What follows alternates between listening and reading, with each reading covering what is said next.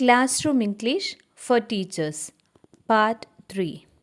In this video, I'll be sharing simple and useful English instructions that we can use while guiding our students to open assembly. കുട്ടികളെ അസംബ്ലിക്കായി കൊണ്ടുപോകുമ്പോൾ അവരോട് എഴുന്നേറ്റ് നിന്ന് വരിയാകാൻ നമ്മൾ ആവശ്യപ്പെടാറുണ്ട്. അതെങ്ങനെ ഇംഗ്ലീഷിൽ പറയാം? All of you stand up and form a line according to your height order. All of you stand up and form a line according to your height order. കുട്ടികൾ വരിയിൽ നടക്കുമ്പോൾ അവരോട് കൈകൾ പിന്നിൽ കെട്ടി ഡിസിപ്ലിൻഡായി പോകാൻ നമ്മൾ ആവശ്യപ്പെടാറുണ്ട്. അതെങ്ങനെയാണ് ഇംഗ്ലീഷിൽ പറയുക?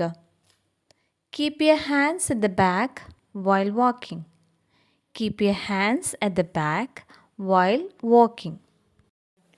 ഇനി അസംബ്ലിക്കായി വന്ന് നിന്ന് കഴിയുമ്പോൾ ആ വരി ഭംഗിയാക്കാനായി നമ്മൾ ഒരു കൈ അകലമെടുത്ത് ബാക്കിലേക്ക് ഇറങ്ങാൻ ആവശ്യപ്പെടാറുണ്ട്. അതെങ്ങനെ ഇംഗ്ലീഷിൽ പറയാം?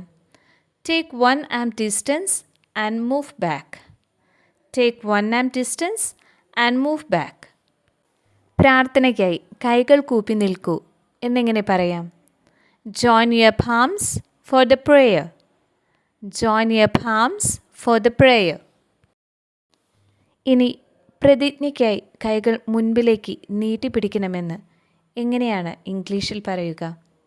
Stretch your right hand forward for the pledge. Stretch your right hand forward for the pledge. Assembly കഴിഞ്ഞതിന് ശേഷം ക്ലാസ്സിലേക്ക് പോകുമ്പോൾ നിങ്ങൾ ഈ വരിയിൽ തന്നെ പോകണം എന്ന് നമ്മൾ പറയാറുണ്ട്. അതെങ്ങനെയാണ് ഇംഗ്ലീഷിൽ പറയുക? Move in line until you reach in the classroom. Move in line until you reach in the classroom. Or remain in a line all the way to the classroom. Remain in a line all the way to the classroom. If you want more videos like this, comment below. Please subscribe and press the bell icon.